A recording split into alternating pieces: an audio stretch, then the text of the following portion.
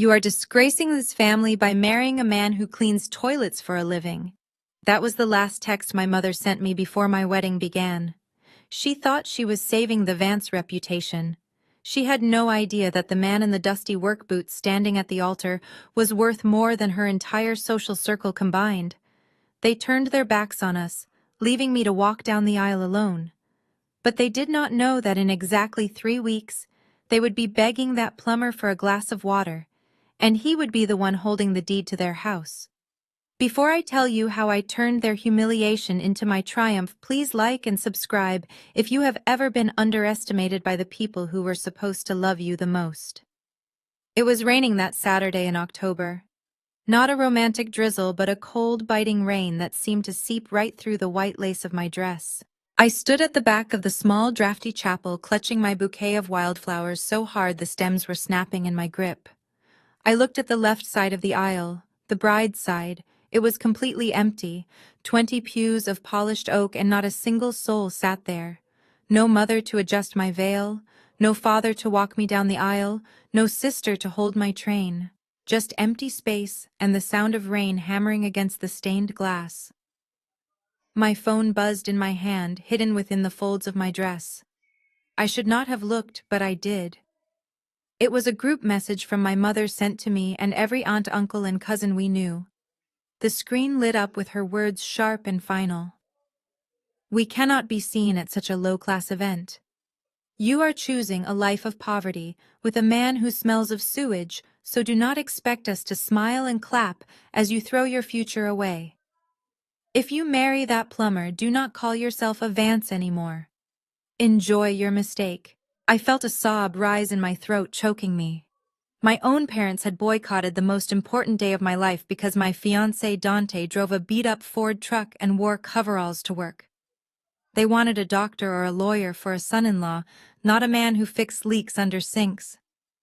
The shame burned my cheeks. I almost turned around.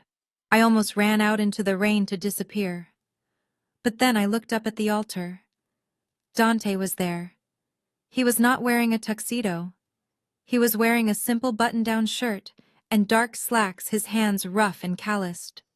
To my parents, those hands were a sign of failure. To me, they were safety. He saw me trembling. He saw the empty pews. And he did something that made the few friends I had invited gasp. He stepped down from the altar, ignoring the tradition that the groom should wait. He walked all the way down the aisle to meet me halfway. He took my cold, shaking hand in his warm, rough one. He did not ask about my parents. He knew. He simply looked into my eyes and whispered loud enough for the silence to carry his voice. Let them stay away, Maya.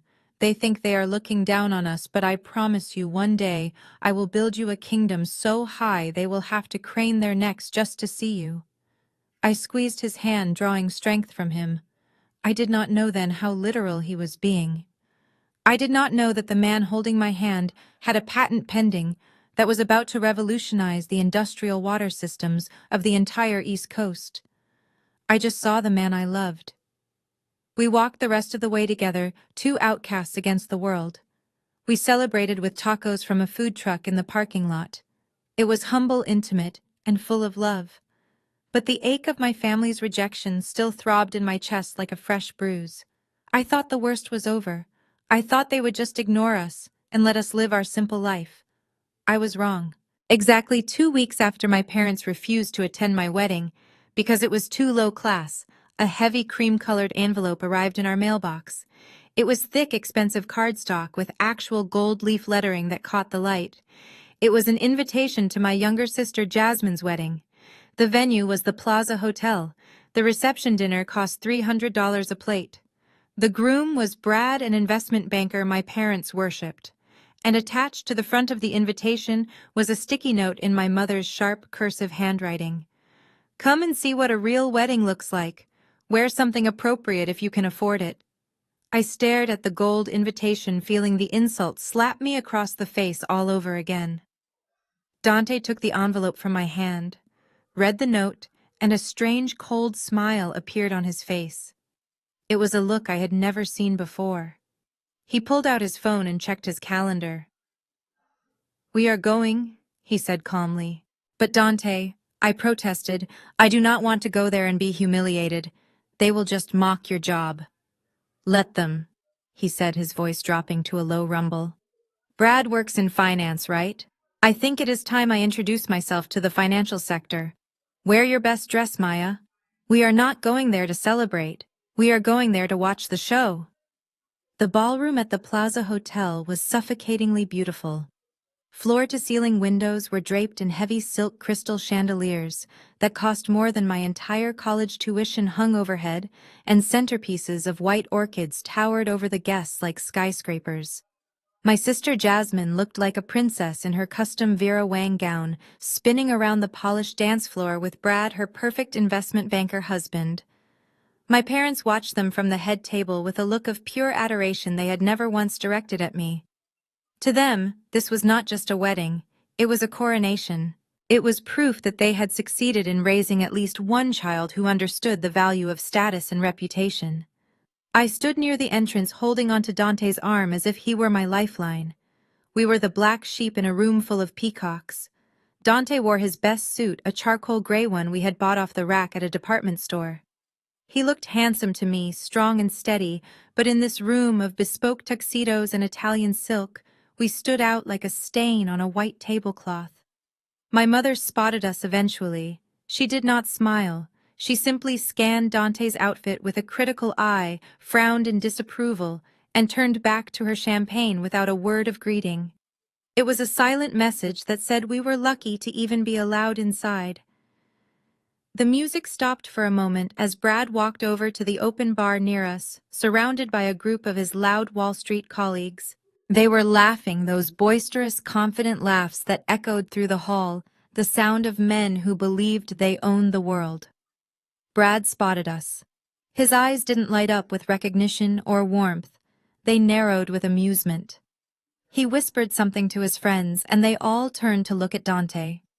Brad sauntered over, a glass of expensive scotch in one hand, his other hand digging into his pocket. "Well, look who decided to show up," Brad drawled, his voice carrying over the low hum of conversation. "The family plumber." He stopped right in front of Dante, looking him up and down with a smirk that made my blood boil. "You know, Dante, the timing is actually perfect. The men's room down the hall seems to be having some issues. One of the stalls is backed up." Brad pulled a crumpled $20 bill from his pocket and flicked it at Dante's chest. It fluttered to the floor between them. "Why do you not go take a look? Consider this a tip. I know you people need every dollar you can get." The surrounding guests, including my own parents who had just walked up to join the circle, erupted in laughter. It was not a nervous laugh. It was cruel, genuine amusement.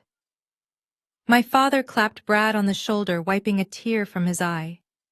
"Good one, Brad, put him to work." I felt a heat rise in my chest, so intense I thought I might explode. My hands balled into fists. I stepped forward, ready to scream, to flip the table, to tell them exactly who they were insulting. But Dante's hand clamped firmly around my wrist. His grip was gentle, but unyielding. I looked up at him expecting to see anger. Instead, his expression was completely unbothered, like a lion watching a yapping chihuahua. He did not look down at the money on the floor. He just smiled, a calm, terrifyingly polite smile. "I am off the clock today, Brad," Dante said, his voice steady and deep. "But you might want to save that 20. You are going to need it." Brad laughed again, shaking his head as if Dante had told a funny joke. "I do not need small change, buddy. I am about to close the deal of the century." He turned back to his friends, and my father puffing out his chest, desperate to show off. "You guys heard of Aqua Flow Dynamics, right? The tech giant revolutionizing industrial water filtration. My firm is handling their acquisition next week. We are talking a billion-dollar merger. I am going to be running that show. By next Friday, I will be swimming in so much cash I could buy this whole hotel." My father gasped, looking at Brad with pure worship. "$1 billion. Son, you are incredible." Everyone raised their glasses to toast Brad's genius. Everyone except Dante. I felt Dante's body shift beside me. I looked up and saw him staring at Brad with a strange, unreadable expression. It was not anger. It was amusement. He brought his glass to his lips, took a slow sip, and whispered just low enough for only me to hear. Is that so? It is funny he thinks he is acquiring Aquaflow, because I do not remember agreeing to sell my company to anyone. 3 days after the wedding reception at the plaza, my phone rang at 2 in the morning. Seeing my mother's name on the screen sent a jolt of panic through me, instantly waking me from a deep sleep. When I answered, her voice was faint and trembling, a stark contrast to the arrogant tone she had used at the party. She told me she was having palpitations, that her chest felt heavy, and that the stress of everything was finally taking its toll on her fragile heart. Despite everything they had done to me, despite the humiliation and the rejection, the daughter in me still panicked. I shook Dante awake, and without a word of complaint, he grabbed his keys. We drove across the city in the dead of night, my heart pounding with worry that this might be the end. When we pulled into the driveway of my childhood home, the lights were blazing. I rushed to the front door expecting to see paramedics or at least my father in a state of distress. Instead, when I burst into the living room, I found my mother sitting comfortably on the floral sofa sipping a cup of herbal tea. Her color was fine, her breathing was steady. My father was pacing by the fireplace looking annoyed rather than worried. The moment they saw me, there was no relief in their eyes, only a calculated look of satisfaction. Then their gaze shifted to Dante standing behind me, holding his toolbox, because I had told him it might be an emergency. I realized instantly that I had been played. My mother set her teacup down with a deliberate clink. "I am glad you are here, Maya," she said, her voice suddenly strong and commanding. "Since you brought your husband, he can finally make himself useful. We have a situation in the basement. The main pipe has burst and the water is threatening to ruin the foundation. We need it fixed immediately." I stared at her, unable to comprehend the level of manipulation. "You called me at 2 in the morning pretending to have a heart attack because you have a plumbing leak?" I asked, my voice rising in disbelief. "You terrified me. I thought you were dying." My father stepped forward, waving his hand dismissively. "Don't be dramatic, Maya. We called because we have an emergency. Plumbers charge triple for after-hours calls, and since you married one, we assumed he would want to do his duty by the family. The house is being appraised next week. We cannot have a flooded basement ruining the valuation." I felt a hot flush of anger. "You want him to work for free?" I said. "After you mocked him. After you refused to come to our wedding, you think you can just snap your fingers and he will fix your mess." My mother let out a sharp, cruel laugh. "Why should we pay him? Maya, he is family now, isn't he? Besides, look at him. It is what he does. He cleans pipes. It is not like we are asking a surgeon to scrub the floors. Consider it his way of paying us back for the embarrassment of bringing him into this family. Consider it an act of filial piety." I opened my mouth to tell them to go to hell, to grab Dante's hand and storm out of that toxic house forever. But Dante placed a calming hand on my shoulder. His face was unreadable, his eyes calm and observant. "It is all right, Maya," he said softly. "I will take a look. I want to see exactly what is going on with the foundation of this house." He walked past my stunned parents and headed for the basement door. I followed him, furious and confused. The basement was damp and smelled of mold and old secrets. Water was indeed pooling in the corner, dripping from a rusted joint in the main stack. But as Dante set down his toolbox, he did not immediately reach for a wrench. Instead, he walked over to my father's old workbench, which was cluttered with stacks of mail and documents that had been hastily shoved aside to make room for buckets. "Dante, let's just leave," I whispered, watching him sift through the papers. "They are using you." "I know," he murmured, his eyes scanning a document he had pulled from the bottom of a stack. "But I need to know why. Your parents are proud people, Maya. They would never ask me for help unless they were desperate. They need this house appraised because they are not just fixing a leak. They are trying to squeeze every last drop of equity out of this place. He handed me the paper. It was a document from a predatory lending company. My eyes widened as I read the bold text.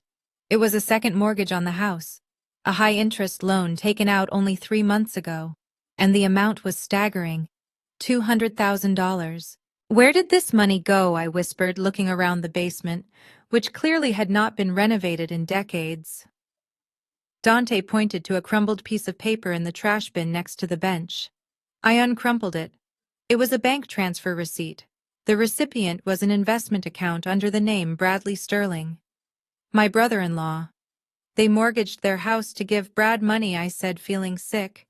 They put their home on the line for his investments. Dante knelt down to inspect the leaking pipe, his voice low and grim. It is worse than that, Maya. Look at the date on the foreclosure warning underneath the mortgage paper. I dug deeper into the pile and found a red envelope. It was a notice of default. They had missed the last 3 payments. The bank was giving them exactly 30 days to pay the arrears or face immediate foreclosure. My parents were not just arrogant, they were broke. They were drowning in debt to fuel Brad's gambling on the stock market, and they were so delusional they thought fixing a leaky pipe would save them when the bank came to take the keys. Dante tightened the wrench around the pipe, his muscles flexing under his shirt. We are going to fix this leak, Maya, he said, a cold determination in his voice. We will make sure this house is in perfect condition. Because when the bank auctions it off in 30 days, I want to make sure it is worth every penny when I buy it. They think they are using me to save their home for Brad. They have no idea they are just polishing it for its new owner. 1 week before the supposed acquisition of Aquaflow was set to make Brad a millionaire, he insisted on taking the entire family out to celebrate his preemptive victory. He chose Le Jardin, a French restaurant so pretentious that the menus did not even list prices. My mother wore her pearls, my father wore his Sunday best, and Jasmine spent the entire car ride talking about which European country they should visit first with their new fortune. Dante and I sat in the back of the car in silence. Dante was wearing a simple button-down shirt, and I saw my mother eyeing his cuffs, checking for stains or fraying threads. She seemed disappointed when she found none. When we were seated at a prime table near the window, Brad took center stage. He snapped his fingers for the sommelier and began ordering wine in a loud, butchered French accent that made the waiter wince visibly. He did not ask anyone what they wanted. He simply ordered for the table, acting the part of the benevolent patriarch. When he got to Dante, he paused, a cruel smirk playing on his lips. He looked over the top of his menu, making a show of squinting at Dante as if examining a specimen in a lab. You know, Dante, Brad said, his voice carrying across the quiet dining room, I would let you order, but I doubt you can read anything on this page that isn't a picture of a hamburger. The waiter stood there, pen hovering, looking uncomfortable. Brad chuckled and continued, Let us keep it simple for you. Give him the onion soup. It is the cheapest thing on the menu, so he should feel right at home with it.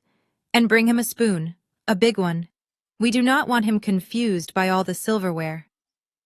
My face burned hot with shame. I opened my mouth to defend my husband, to tell Brad that Dante spoke fluent French and had probably dined in restaurants that would not even let Brad in the front door. But Dante just placed his hand on my knee under the table. His grip was warm and steady. He looked at Brad with that same calm, unbothered expression he had worn at the wedding. That sounds delicious, Dante said softly. Thank you, Brad. Throughout the meal, the insults did not stop. Brad lectured Dante on how to hold a wineglass, making a production of demonstrating the proper swirl. My father chimed in, asking Dante if he had washed his hands thoroughly before coming, joking that he did not want any sewage bacteria on the breadbasket. My mother and Jasmine laughed into their napkins, treating my husband like a court jester brought there for their amusement. I watched Dante endure it all with a grace they did not deserve. He ate his soup quietly, ignoring their barbs, his eyes occasionally flickering to the manager standing by the podium. Then came the moment of truth. The bill arrived on a silver tray. Brad snatched it up without even looking at the total, pulling a platinum credit card from his wallet with a flourish. "This is on me, everyone," he announced loudly. "Small change for a future CFO." He handed the card to the waiter with a wink. We sat in silence waiting for the receipt.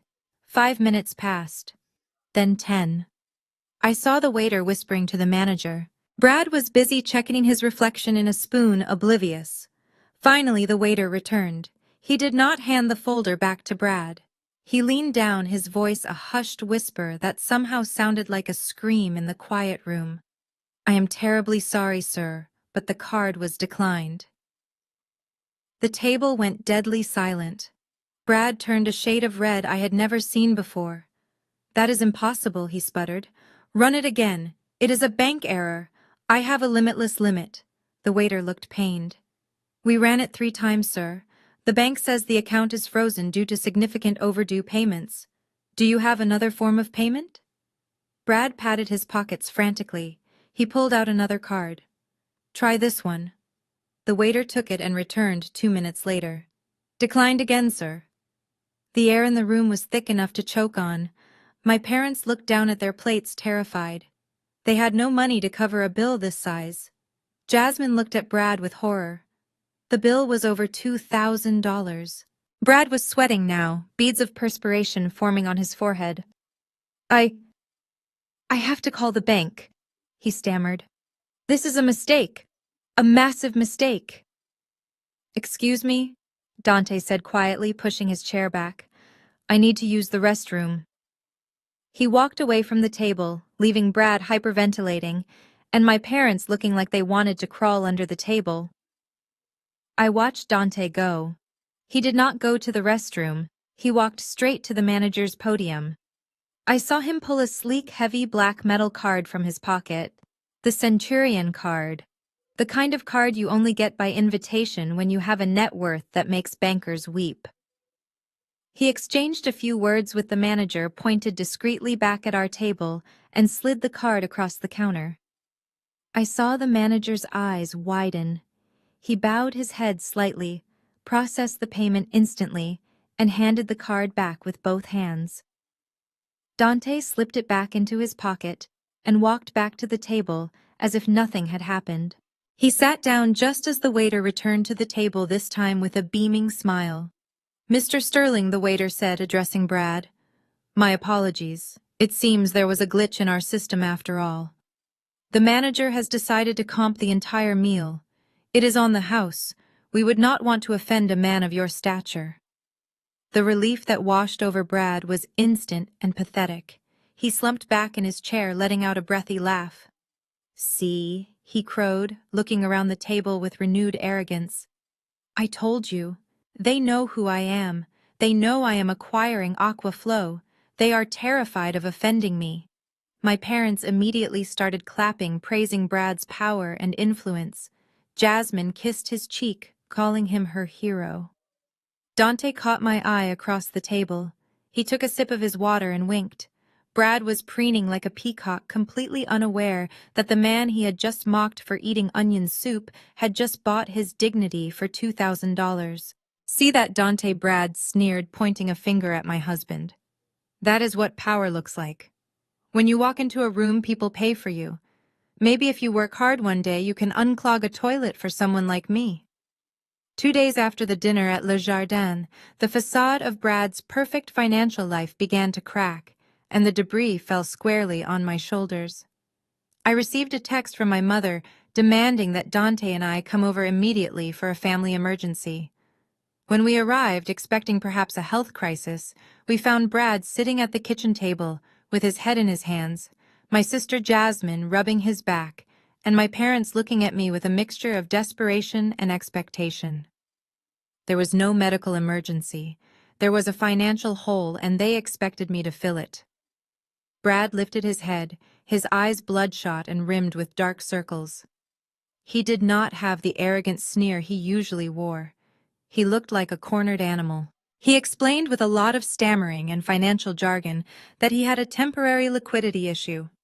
He claimed he needed $50,000 immediately to cover a buy-in fee for the Aquaflow merger. or he would lose his position as the lead broker. It was a lie. I could see it in the way his hands shook. He did not need a buy-in fee.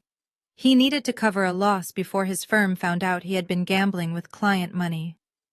My father wasted no time. "Maya," he said, his voice stern and authoritative. "We know you still have the inheritance your grandmother left you. It is sitting in that savings account doing nothing. We need you to write a check to Brad today." I stared at them in disbelief. My grandmother had left me that money because she knew I was the outcast of this family. She had whispered to me on her deathbed that it was my freedom fund, my safety net, so I would never have to depend on people who did not value me. It was $50,000 exactly. It was not a fortune, but it was everything to me. "You want me to give my inheritance to Brad?" I asked, my voice trembling with suppressed rage. "Grandma gave that to me. She worked her whole life as a seamstress for that money. Your grandmother would want the family to succeed." My mother interjected smoothly, walking over to place a hand on my shoulder. Her touch felt cold. "Listen to me, Maya. Sisters are forever. Husbands, especially ones like Dante, come and go. He is an outsider. He will never understand the burden of maintaining a legacy. Brad is the future of this family. If he succeeds, we all succeed. If he falls, he takes Jasmine and us with him. You have a duty to protect your own blood." I looked at Dante. He was standing by the door, his face impassive, but his eyes were sharp, watching every movement in the room. He did not speak. He let me fight my own battles, knowing I needed to find my voice. I turned back to my father. "No," I said firmly. "I will not do it. Brad drives a Porsche. He wears suits that cost more than my car. If he needs money, he can sell his assets. I am not emptying my grandmother's legacy to fund his gambling." The silence that followed was deafening. My father's face turned a deep, violent shade of purple. He stood up slowly, his chair scraping loudly against the floor. He had always been a man who demanded absolute obedience, and my refusal was not just a rejection of his request, it was a challenge to his authority. "You ungrateful, selfish girl," he spat, walking around the table toward me. "We raised you. We put a roof over your head. And now when your sister's husband needs a hand up, you hoard money like a miser. You would choose that plumber over your own flesh and blood." "It is not about Dante," I cried out, stepping back. "It is about respect. You have never respected me, and now you want to rob me." My father lunged. It happened so fast I barely had time to flinch. He picked up a heavy crystal vase from the side table and hurled it in my direction. It smashed against the wall inches from my head, showering me with glass shards. I screamed, covering my face. But he was not done.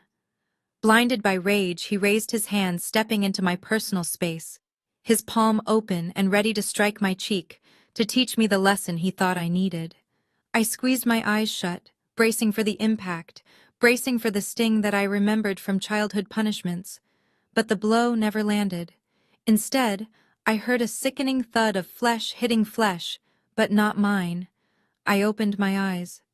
Dante was there. He had moved across the room with a speed that seemed impossible.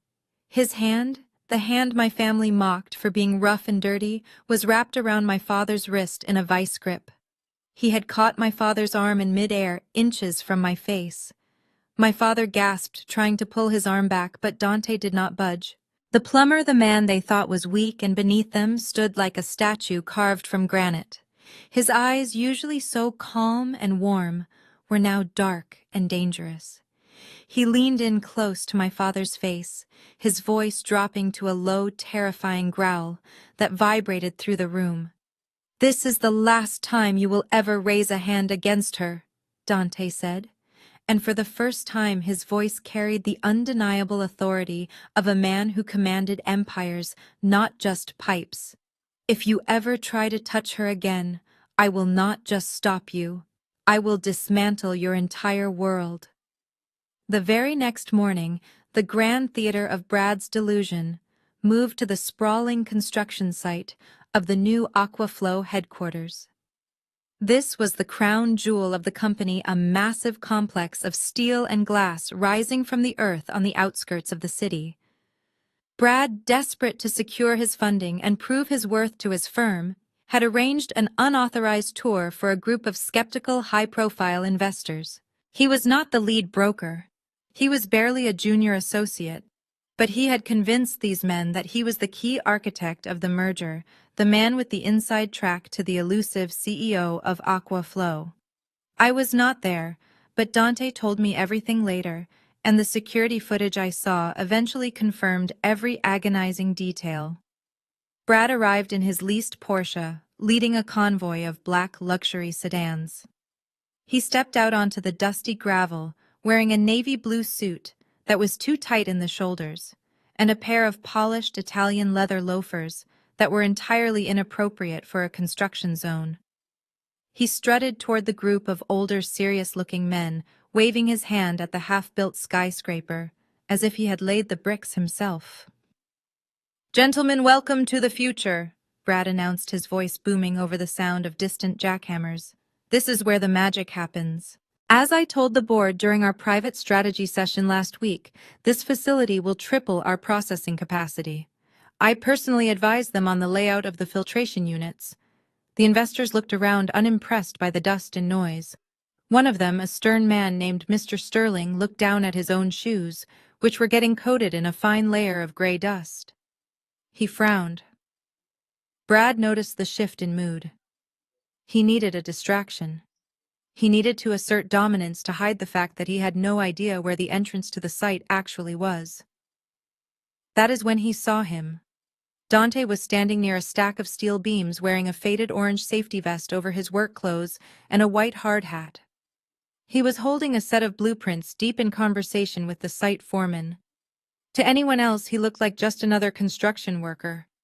To Brad, he looked like a prop, an opportunity. Brad let out a sharp, mocking laugh that drew the attention of the investors. "Well, would you look at that," he said, grinning. "It seems my family charity extends even to the job site. Excuse me, gentlemen. I need to have a word with the help."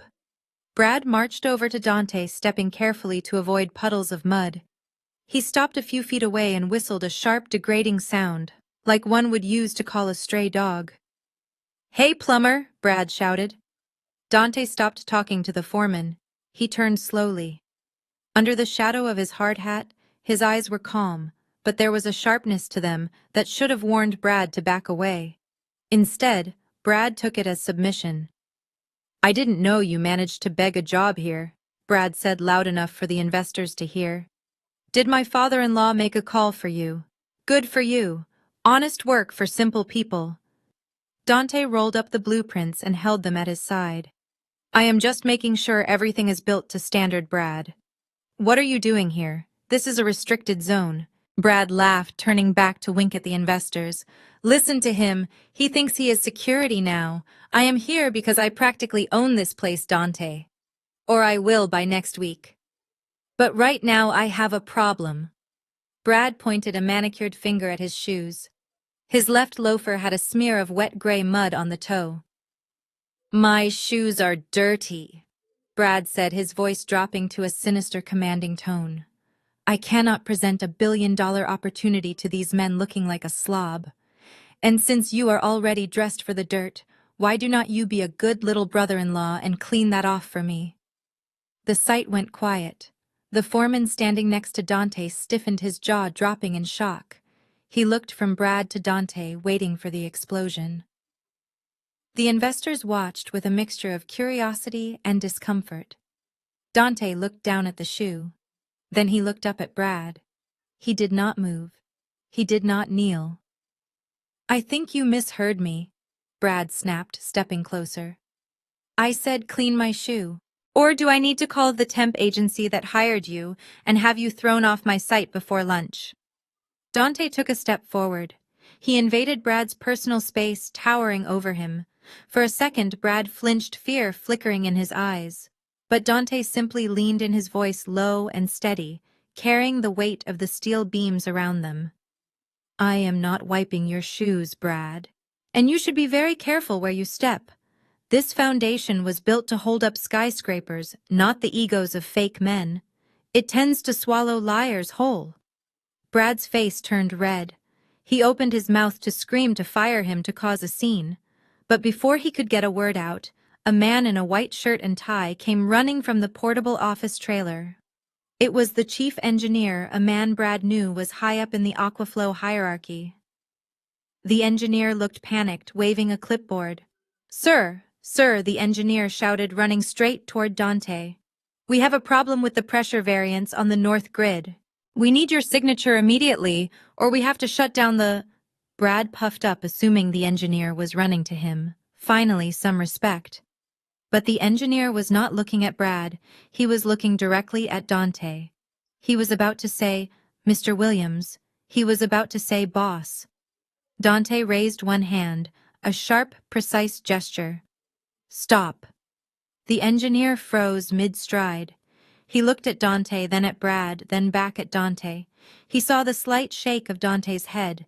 He swallowed hard, realizing he had almost blown the cover.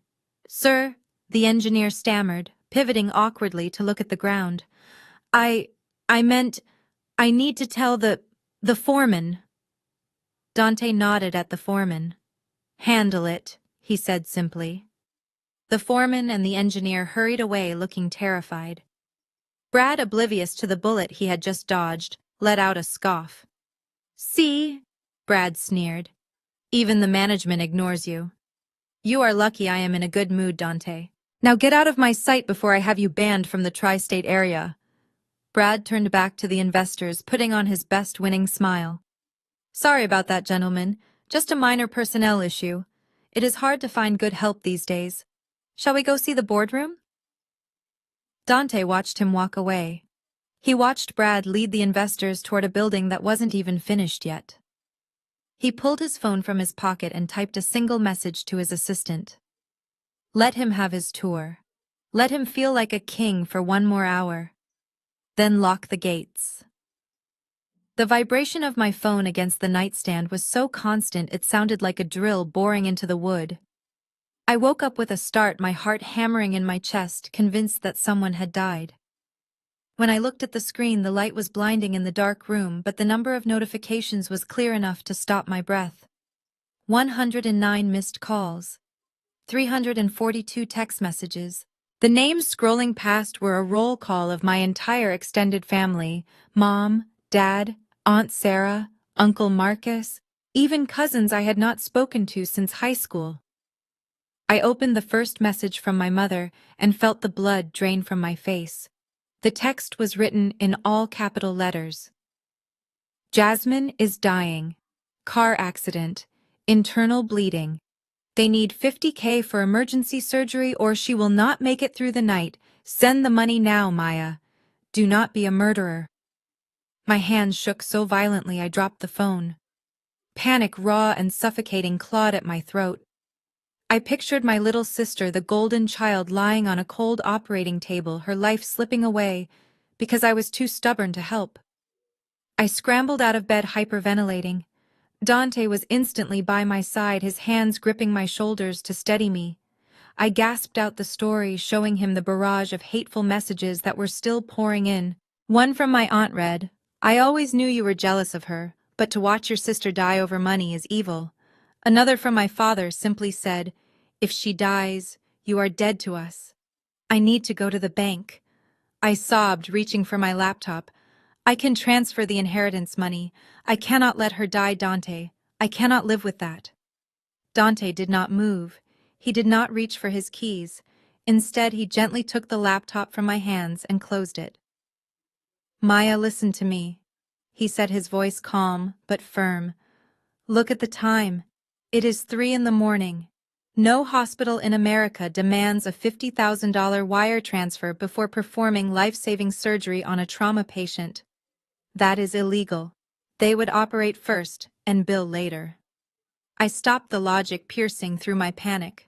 But Mom said. Dante picked up my phone. Which hospital did they say she is at? I scrolled through the hysterical texts. Mercy General, I whispered. Dante put the phone on speaker and dialed the main line for Mercy General. I held my breath as it rang. A tired voice answered. Dante was polite but direct. I am calling to check on a patient admitted tonight. Jasmine Sterling. It is an emergency. There was a pause, the sound of typing keys echoing through the silence of our bedroom. I waited for the confirmation that would shatter my world. I am sorry, sir, the receptionist said. We have no patient by that name in the ER, the ICU, or the trauma ward. Are you sure you have the right hospital? Dante asked her to check again. He asked her to check under her maiden name. Vance. Nothing. He hung up and dialed the other two major trauma centers in the city. The answer was the same. No Jasmine Sterling, no car accident, no emergency surgery. I sat on the edge of the bed feeling a different kind of coldness settle into my bones. It was not fear anymore. It was a horrifying realization. They had lied. They had concocted a story about my sister's violent death to emotionally terrorize me into handing over my grandmother's money. They knew exactly which buttons to push. They knew I would never forgive myself if something happened to her, and they weaponized my love to cover Brad's gambling debts. Just then, Dante's phone pinged. He looked at it and sighed a sound of pure disgust. He turned the screen toward me. It was his burner Instagram account, one he used to keep an eye on competitors, but he also followed Jasmine's public profile. She had posted a story just 10 minutes ago. The photo showed a dimly lit room with candles and a glass of champagne. The caption read, "Late night detox at the Sanctuary Spa. Much needed relaxation before the big billionaire life starts next week." She was not bleeding out on a table. She was getting a massage at a 24-hour luxury spa, drinking champagne while our parents told me she was dead. I looked at my phone, which was still buzzing with accusations of being a murderer. Something inside me snapped. It was not a loud break. It was quiet. It was the sound of the final thread connecting me to them severing completely. I did not cry. I did not scream. I picked up the phone. I did not reply to my mother's frantic guilt trips. I did not defend myself to my aunts. I simply went down the list. Mother block, father block, Jasmine block, Brad block. One by one, I silenced the noise. I erased their access to me. I erected a digital wall that they could never climb over. The silence that filled the room afterwards was heavy, but it was peaceful. I laid back down, staring at the ceiling, feeling orphaned, but strangely free. Then a single text message pushed through from a number I did not recognize. It was from Brad. He must have realized I blocked him and used a burner phone. "You think you are smart cutting us off," the text read, "but you just made the biggest mistake of your life. When the Aquaflow deal closes next week, I will be a billionaire. I will buy your building. I will buy your husband's little plumbing company. And I will make sure you spend the rest of your life regretting the day you didn't help me." I showed the message to Dante. He read it, and for the first time that night he laughed. He tossed the phone onto the nightstand and pulled the covers up. "Let him dream for a few more days," Dante whispered, kissing my forehead. "Waking up is going to be painful." The silence I had imposed on my family lasted exactly 48 hours before they found a way around my digital blockade.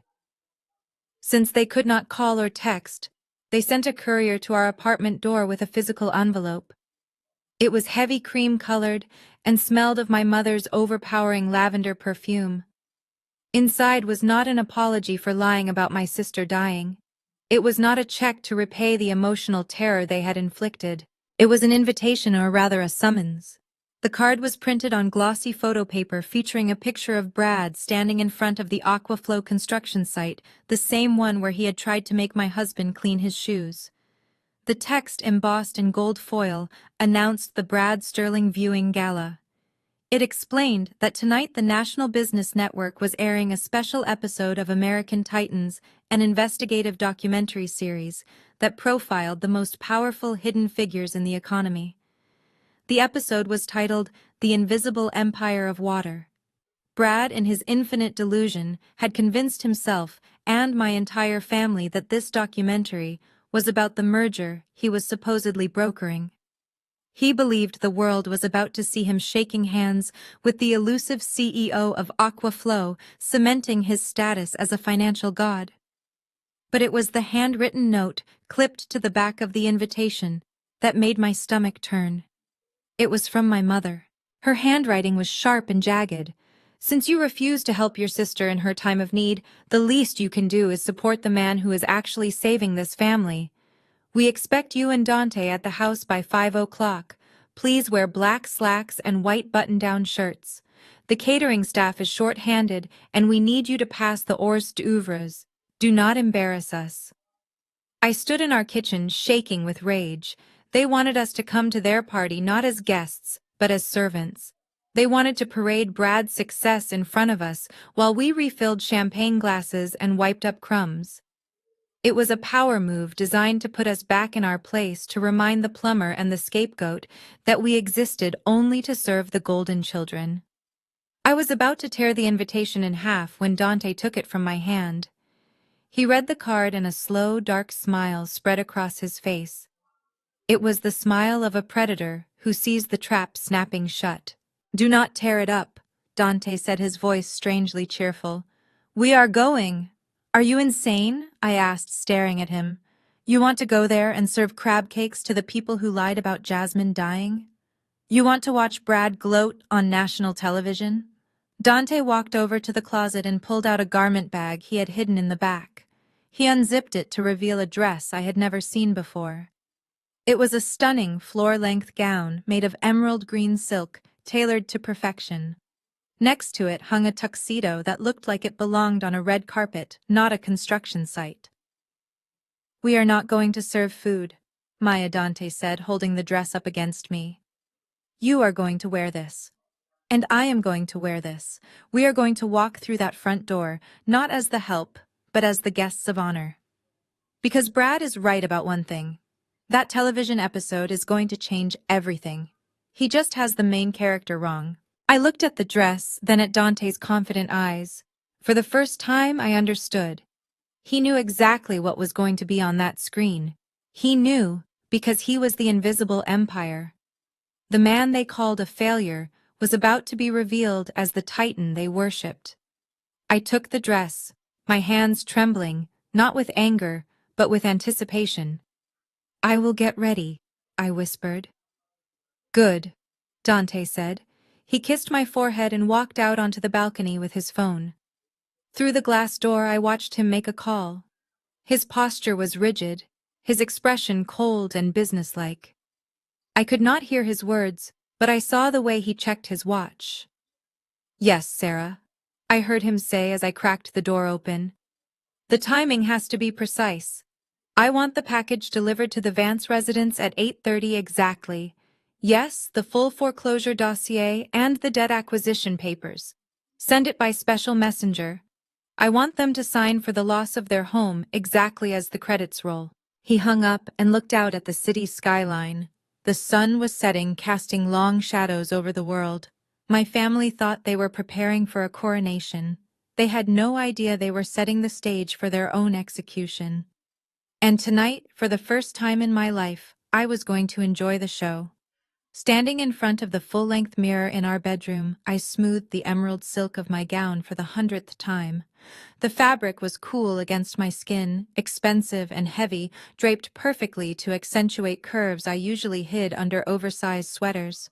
I looked like a woman of substance. I looked like a queen. But inside, my stomach was twisting into knots tight enough to choke me. The imposter syndrome was a cold whisper in my ear, sounding exactly like my mother. She had spent 29 years telling me I was ordinary, that I was lucky to even be invited to the table, let alone sit at it. Even with Dante's reassurance, even knowing the secrets we held, I felt like a child playing dress-up in her mother's closet. I looked at the reflection of the man standing behind me. Dante was adjusting his cufflinks, his tuxedo sharp and intimidating. He looked like James Bond, but in my mind, I still saw the man in the orange safety vest. My mind drifted back to the day we met 5 years ago. I was living in a studio apartment the size of a shoebox, and my bathroom sink had exploded. I had called the cheapest plumber in the Yellow Pages. Dante had shown up covered in drywall dust, smelling of copper and sweat. He had spent 3 hours under my sink. When I went in to offer him a glass of lemonade, I did not find him on his phone or complaining about the job. I found him sitting on the linoleum floor, his wrench set aside, reading a thick, battered paperback book.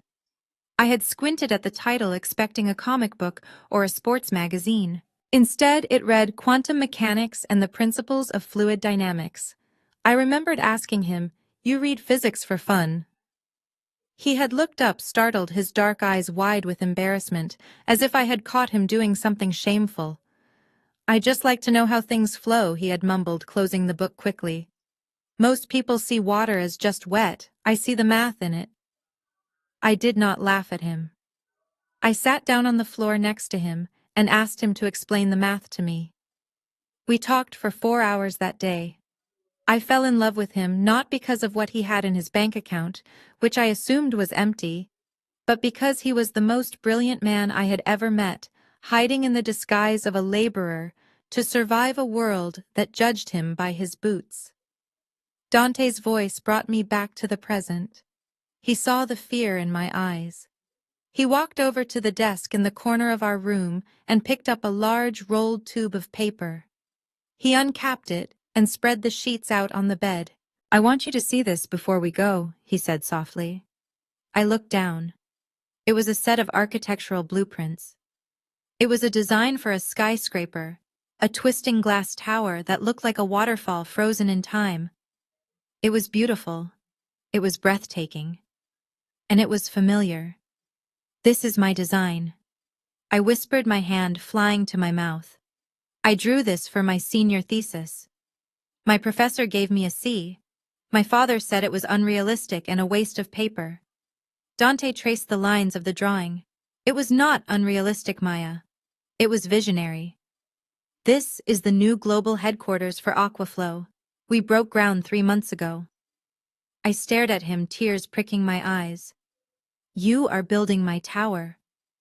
"No," he said, pointing to the bottom right corner of the blueprint. "I am building your legacy. Look at the name." I leaned in. In bold block letters, the building was titled, "The Maya Center for Innovation." My parents told me I was a gardener because I was a landscape architect. They told me I had no head for business.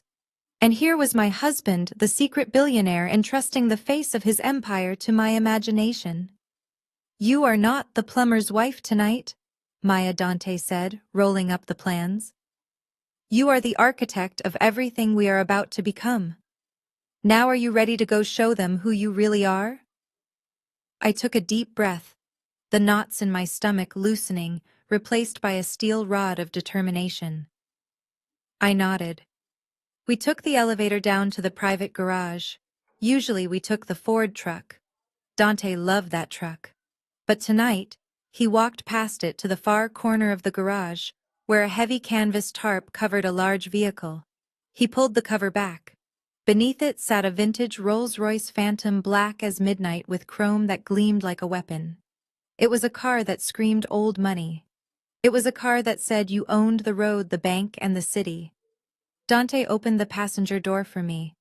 The leather smelled of success. As we drove through the city, the streetlights blurring past us, neither of us spoke. We were soldiers heading into enemy territory. When we reached my parents' neighborhood, the street was lined with cars. I saw Brad's leased Porsche parked prominently in the driveway right next to the walkway so everyone could see it. "Drive right up," I said, feeling a surge of adrenaline. "Block him in." Dante shook his head, slowing the car down. "No. We do not park in the driveway. We park down the street in the shadows." Why, I asked. Because Dante said, cutting the engine and turning to look at me, his eyes gleaming in the dark. "If we pull up in a Rolls-Royce, they will be confused. They will ask questions before the show starts. I want them to think we walked here. I want them to hand us the trays of appetizers. I want them to treat us like dirt one last time. Because the lower they push us, Maya, the harder they are going to fall when the truth comes out on that television screen. Let's make the walk. It is a nice night for a revolution." We walked up the concrete path to my parents' house, the sound of our footsteps lost beneath the dull roar of the party inside. Through the large bay window I could see the silhouette of my family. They were packed into the living room, a sea of Sunday hats and polyester suits, all orbiting around Brad like planets circling a dying sun. He was holding court in the center of the room, a champagne flute in one hand, gesturing wildly with the other. Even from outside I could tell he was retelling the story of how he supposedly orchestrated the Aquaflow merger, embellishing every detail for an audience desperate to touch the hem of his garment. Dante squeezed my hand. His palm was warm, his grip steady. He did not look like a man walking into a lion's den. He looked like a man walking into a theater to watch a comedy. We reached the front door, and without knocking, Dante pushed it open. The heat of the room hit us first, thick with the smell of fried chicken, heavy perfume, and desperation. The noise level dropped instantly as heads turned toward the door. For a second, I saw confusion ripple through the crowd. They saw a woman in an emerald silk gown that shimmered under the chandelier light, and a man in a tuxedo that fit him like a second skin. They did not recognize the plumber and the scapegoat. For a brief, beautiful moment they saw us as we actually were. Then my mother broke the spell. She marched through the crowd, her face twisted into a scowl that deepened the moment she got close enough to inspect us. She did not compliment my dress. She did not ask how we could afford such clothes. In her mind, we were incapable of success, so she rationalized it instantly. "I see you rented costumes for the occasion," she hissed, stopping inches from my face. "Trying to look like you belong." "It is pathetic, Maya. You look like children playing dress-up." She reached behind a potted plant near the entryway and pulled out two balled-up stained white aprons. She thrust them into my chest, forcing me to grab them to keep them from hitting the floor. "You are late!" She snapped, her voice loud enough for the nearby relatives to hear. "The caterers are overwhelmed. We need trays of appetizers circulated immediately, and the dishes in the sink are piling up. Put these on. Cover up those ridiculous rental clothes before you stain them and have to pay a fee. If you work hard, you can have a plate of leftovers on the back porch when the show is over." The old Maya would have shrunk away. The old Maya would have put on the apron, lowered her head, and marched to the kitchen to scrub grease off plates while her sister drank champagne. I looked down at the stained cotton in my hands. It smelled of old bleach and subservience. I looked at Dante. He was watching me, his eyes shining with pride, waiting for me to make the move. I looked back at my mother. I saw the fear behind her anger. I saw a small woman terrified of losing control. "No," I said. The word was soft, but it cut through the room like a knife. My mother blinked, taken aback. "Excuse me?" I opened my hand and let the aprons fall. They hit the hardwood floor with a soft thud that sounded like a gavel striking a desk. I stepped over them, my high heels clicking sharply on the wood. "I said no," I repeated, my voice rising clear and steady. "I am not here to wash your dishes, Mother. I am not here to serve your guests. And I am certainly not here to eat your scraps on the back porch. I am here as a guest. Actually, I am here as the only person in this room who knows what is actually about to happen on that television screen." A gasp went through the room. Aunt Sarah covered her mouth. My father started to push his way through the crowd, his face red with fury. "You ungrateful little—" My mother started reaching out to grab my arm. "Don't," Dante said. He did not shout. He did not move aggressively. He simply spoke the word with such absolute cold command that my mother froze mid-motion, her hand hovered in the air, trembling. Brad laughed from across the room, breaking the tension. "Oh, let them stay, Brenda. Let them play pretend for one night. It will be funny to watch their faces when they see what real success looks like." "Come on in, Dante. Grab a seat in the back. Try not to get any plumbing dust on the furniture." My mother sneered, kicked the aprons aside, and turned her back on us. "Fine, stand in the back. But do not expect anyone to talk to you." We did not stand in the back. Dante guided me to the side of the room, leaning casually against the wall, perfectly positioned to see both the television and Brad's face. The room settled down, the murmurs dying out, as the lights in the living room were dimmed. Everyone turned their attention to the massive flat-screen TV mounted above the fireplace. Brad stood right next to it, beaming, literally vibrating with excitement. Jasmine clung to his arm, looking at him like he was a god. Suddenly, the screen went blue. The dramatic orchestral music of American Titans began to swell, filling the room with a sense of grandeur. A digital countdown timer appeared on the screen. 5, 4, 3. Brad raised his glass. Here we go, everyone. Prepare to meet the new King of Wall Street 2. 1. The screen faded to black, and then a deep voiceover began. In a world of noise, some power moves in silence. Tonight, we reveal the face behind the invisible empire. I looked at Brad. He was smiling. I looked at Dante. He checked his watch. The show had begun. The commercial break before the main segment seemed to stretch on for an eternity, but Brad used every second of the delay to cement his status as the patriarch of the family. He muted the television with a flourish and turned to face the room. His chest puffed out so far I thought the buttons on his shirt might pop off and take out an eye. He cleared his throat, demanding absolute silence, and naturally my parents were the first to hush the crowd. My father leaned forward in his armchair, his eyes wide with reverence, looking at his son-in-law as if he were about to deliver the Sermon on the Mount. Before we watch history being made, Brad began swirling his champagne glass with a practiced arrogance. I want to share a little context that the cameras might not capture.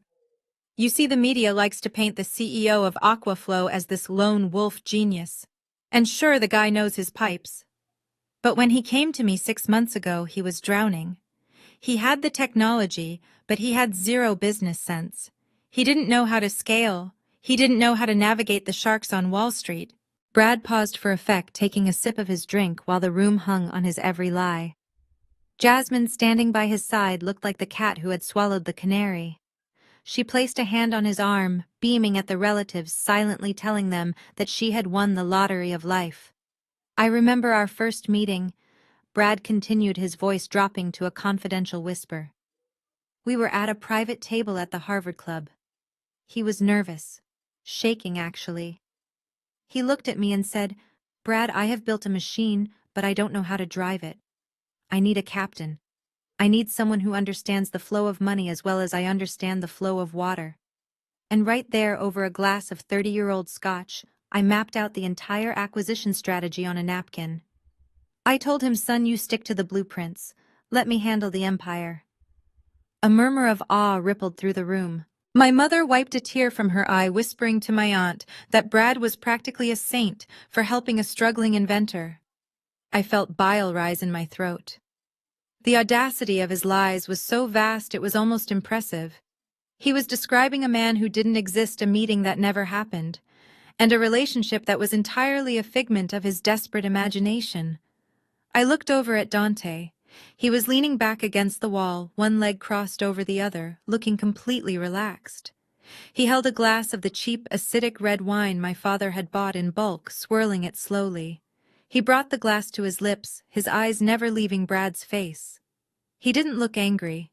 He didn't look like he wanted to jump up and correct the record. He looked like a man watching a toddler explain quantum physics. He took a sip, grimaced slightly at the taste, and then caught my eye. He gave me a microscopic wink, a secret signal that said, "Let him dig the hole a little deeper." Brad was on a roll now, fueled by the adoration of the crowd. "Tonight isn't just about a merger," he announced, his voice rising to a crescendo. "It is about validation. When you see my name in the credits, or when they mention the financial architect behind the deal, just remember that success isn't an accident. It is a choice. And while some people choose to work with their hands playing in the dirt, others choose to shape the skyline." He cast a pointed, sneering look at Dante and me in the corner. The room chuckled, a low, cruel sound of agreement. My father nodded, casting a disappointed glance our way as if to say, "Why couldn't you be more like Brad?" Jasmine squeezed Brad's arm. "Tell them about the bonus, honey," she squealed. Brad grinned, a shark showing his teeth. "Oh, right. Let's just say that after tonight the Sterling family will be looking for a summer home in the Hamptons. And unlike some people, we won't be fixing the plumbing there. We will be owning the beach." The room erupted in applause.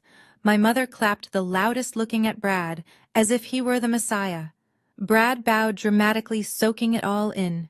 He unmuted the television as the dramatic theme music reached its peak. "This is it," Brad shouted over the music. "Watch closely. You might see a familiar face standing next to the man of the hour." The screen faded from black to a sleek, high-tech studio. The host, a serious-looking woman with sharp glasses, looked directly into the camera.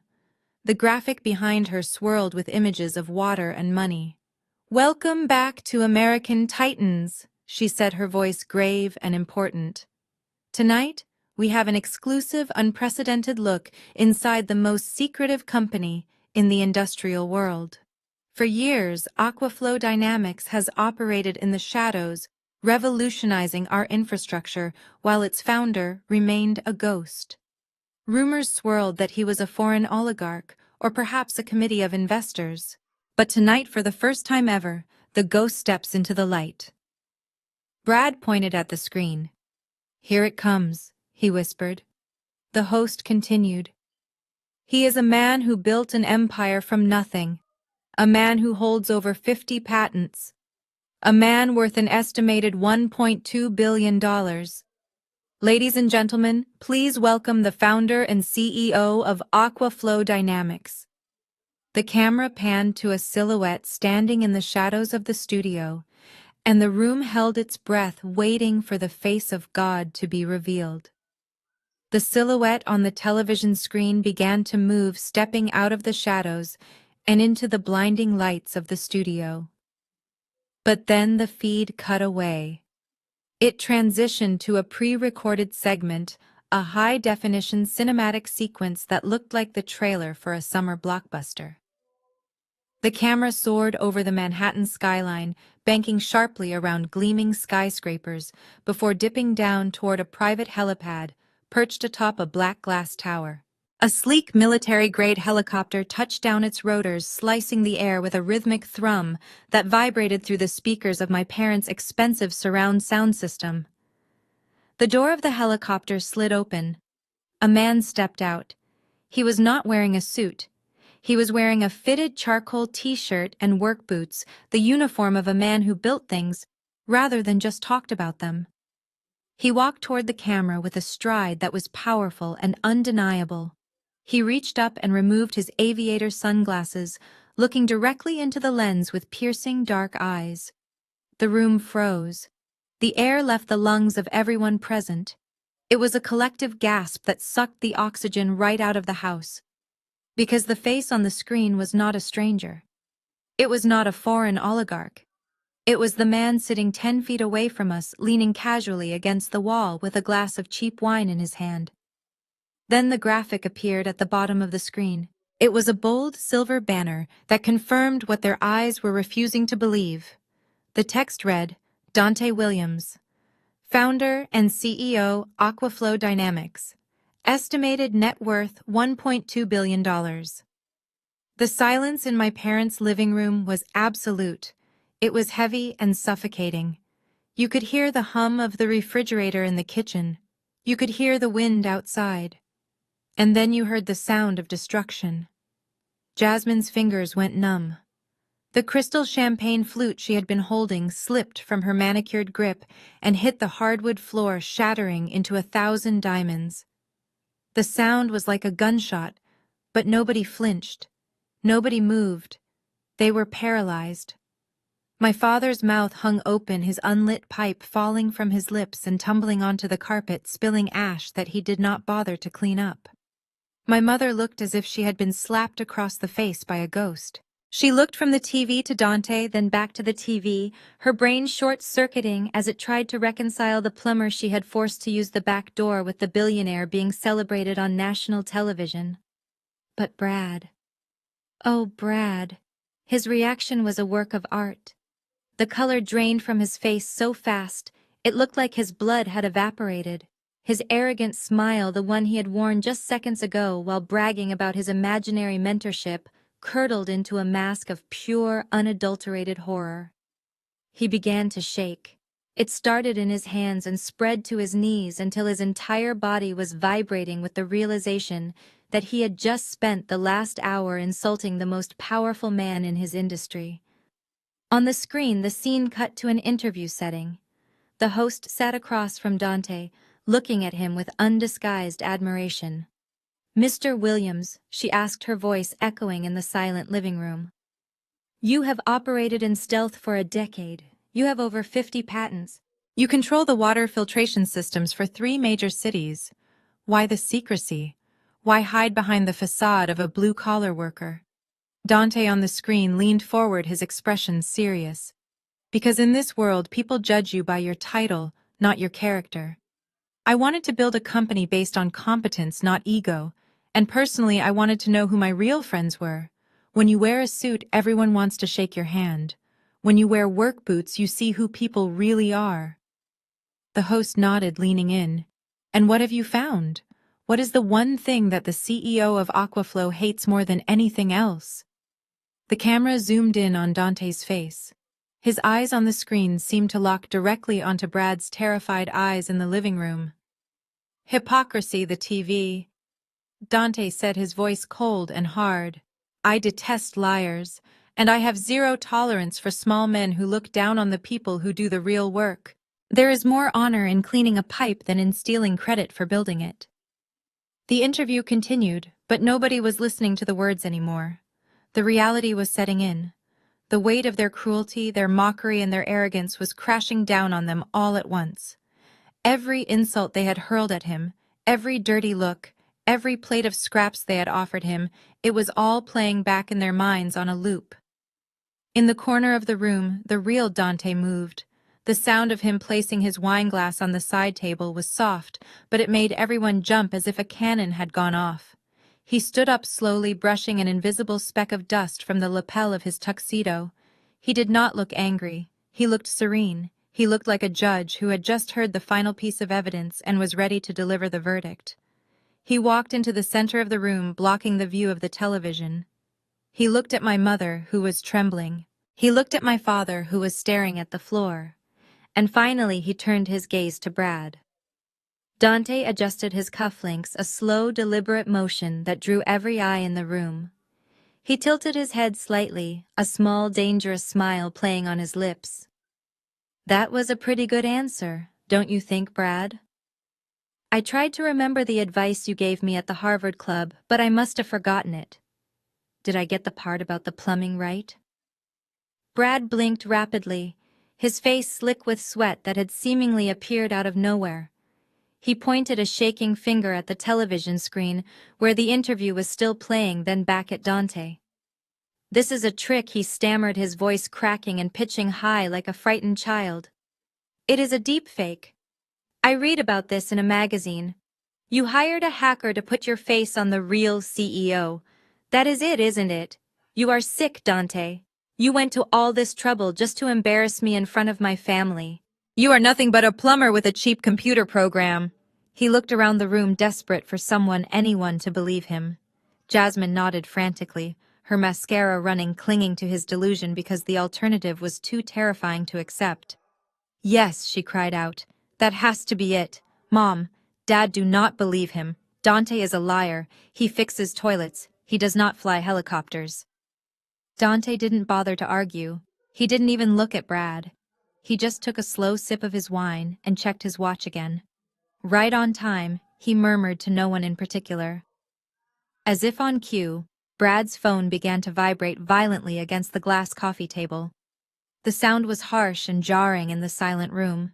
The screen lit up, buzzing and dancing across the glass. We all looked down. The caller ID displayed a name that made Brad's knees buckle. It was the managing director of his investment firm, the big boss. The man Brad had claimed was his best friend. Brad lunged for the phone, his eyes wide with a sudden desperate hope. He thought this was his lifeline.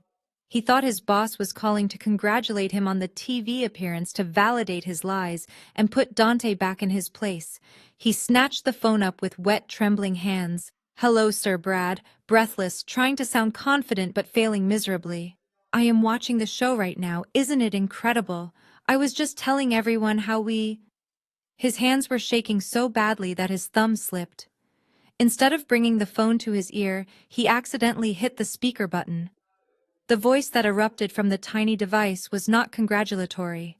It was a roar of pure, white-hot fury that filled the entire living room. "Shut up, Brad!" the voice screamed, distorted by the speaker, but unmistakably enraged. "I am watching American Titans right now, and I just received a fax from Aquaflow's legal department. Is that our client, Mr. Williams? The man whose company we have been trying to acquire for 6 months standing in your in-laws' living room?" Brad went pale. Sir, let me explain. It is a misunderstanding. He is just— Did you ask the CEO of a billion-dollar company to clean your shoes? The boss bellowed. Because Mr. Williams just pulled the contract. He pulled everything, Brad. The merger is dead. He said he refuses to do business with a firm that employs, and I quote, arrogant amateurs with no moral compass. Brad opened his mouth, but no sound came out. He looked like a fish gasping for air on dry land. You are fired. Sterling. The voice continued cold and final. Effective immediately. Security is already clearing out your desk. Do not bother coming in. And have your lawyer ready, because we are suing you for breach of fiduciary duty and gross negligence. You just cost this firm the biggest commission in its history. You are done in this town. You are finished. The call ended with a sharp click that sounded like a guillotine dropping. Brad dropped the phone. It clattered onto the floor, echoing in the dead silence. He looked at Dante, his eyes wide and hollow, stripped of every ounce of arrogance he had worn just minutes ago. He looked like a man who had just watched his own funeral. From the corner of the room, a soft thud broke the silence. My mother let out a strangulated whimper, her eyes rolling back in her head. Her knees gave way and she crumbled to the floor in a heap of polyester and regret. It was a theatrical faint, the kind she used to pull when credit card collectors called the house. But this time nobody moved to help her. Jasmine stared at her husband with horror, realizing the Hamptons house and the luxury life had just evaporated into mist. My father sat frozen in his armchair, a statue of shock. His mouth hung open, his jaw practically unhinged. The unlit pipe he had been holding slipped from his slack fingers and tumbled onto the carpet, spilling ash that he did not even notice. He looked from the black screen of his phone to the man standing in his living room, his brain unable to compute that the son-in-law he had called a failure, the man he had tried to swindle, had just destroyed his golden boy with a single phone call. Dante set his glass down on the table. The sound was deliberate and calm. He did not gloat. He did not smile. He simply walked over to the front door, his footsteps heavy and authoritative. That was just the appetizer, Dante said, his voice cutting through the sound of my mother's soft sobbing on the floor. Now for the main course. He opened the front door wide. A gust of night air blew into the stifling room. Standing on the porch was not a guest. It was a man in a sharp gray suit holding a thick stack of red envelopes. Come in, please, Dante said, stepping aside to let the man enter. My in-laws have some documents to sign.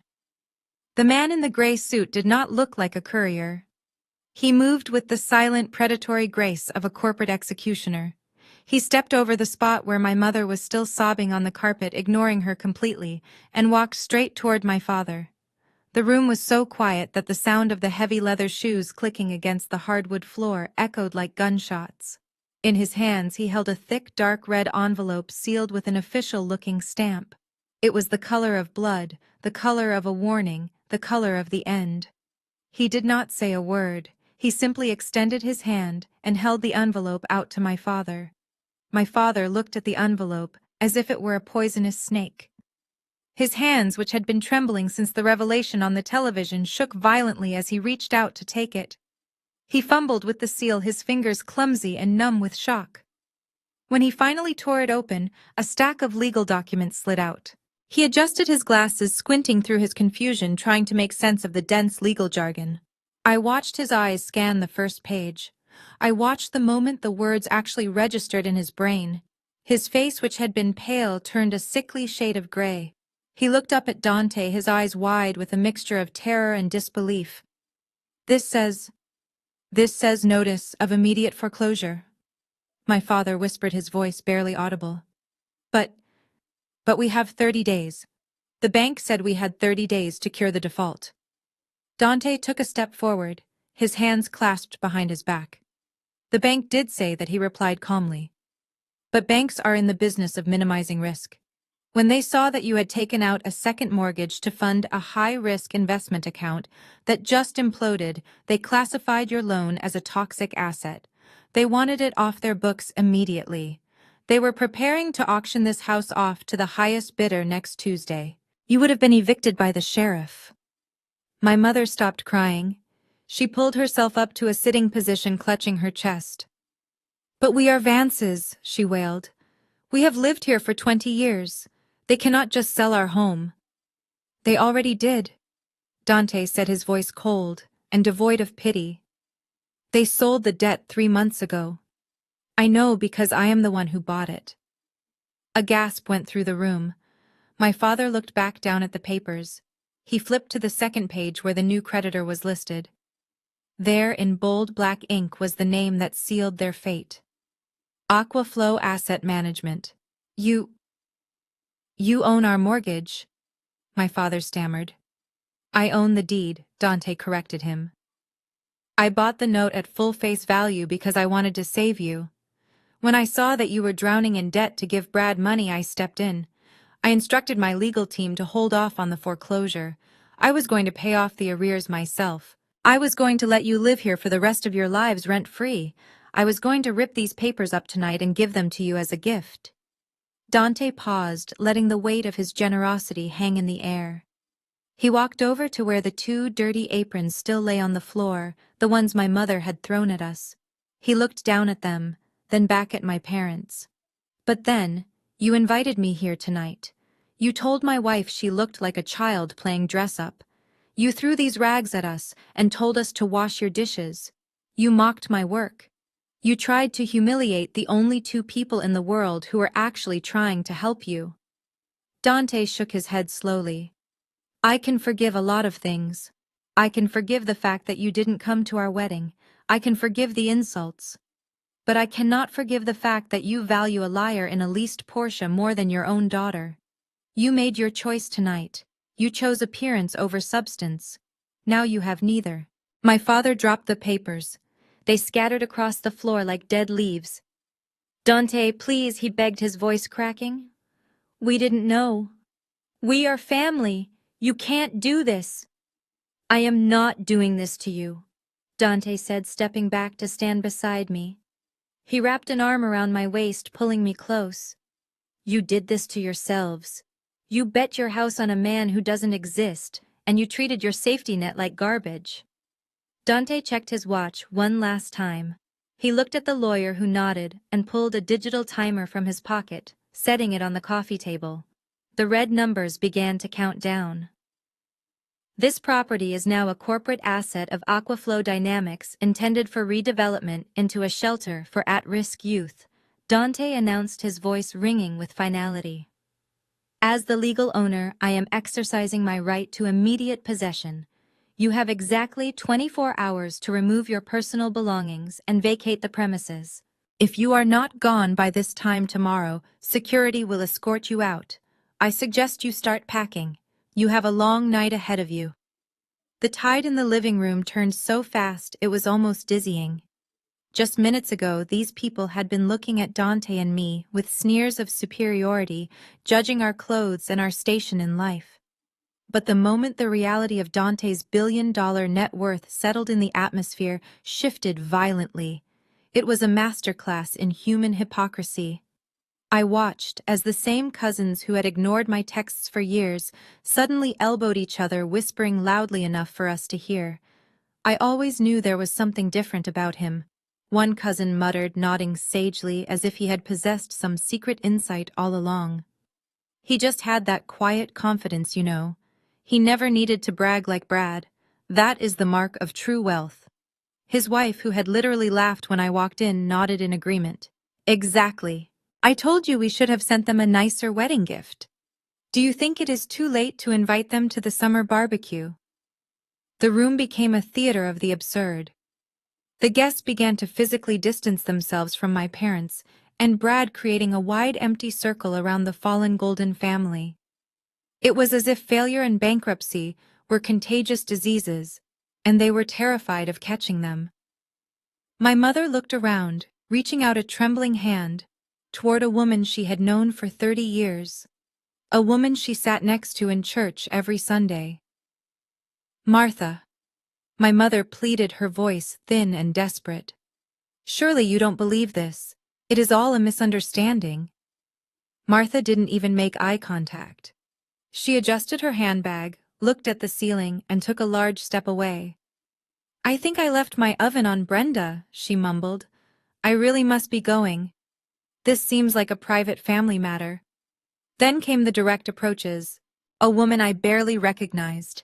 A distant aunt named Linda, who had famously called my marriage a disgrace to the bloodline, came bustling through the crowd. She had a manic, terrified smile plastered on her face. She practically shoved my father out of the way to get to Dante. "Oh, Dante, sweetheart," she gushed, throwing her arms open as if she were greeting a beloved son returning from war. "I am just so relieved the secret is finally out. You know, I was just telling Uncle Joe last week that you remind me of a sleeping dragon. I said that boy is a dragon in the clouds just waiting to reveal his scales. I knew you were destined for greatness. I just knew it." She lunged forward, attempting to wrap Dante in a hug, clearly hoping that if she squeezed him hard enough some of his power might rub off on her. It was pathetic. It was nauseating. Dante didn't flinch, but he didn't welcome it either. He simply raised his forearm, creating a solid, impassable barrier between them. He didn't push her, but the rejection was colder than ice. He looked down at her with an expression of mild curiosity, like a scientist observing a rat in a maze. Aunt Linda, Dante said, his voice smooth and carrying effortlessly across the room. "I seem to recall you asking me to fix your garbage disposal last Thanksgiving. And when I finished, you told me to use the service entrance because you didn't want the help walking on your white carpets. Please do not try to rewrite history just because you see a bank balance. My memory is excellent." Linda turned a shade of crimson that clashed horribly with her dress. She stammered something unintelligible and scurried away, disappearing into the crowd of people who were now frantically checking their phones and heading for the door. The party was over, the Vances were finished, and nobody wanted to be around for the funeral of their reputation.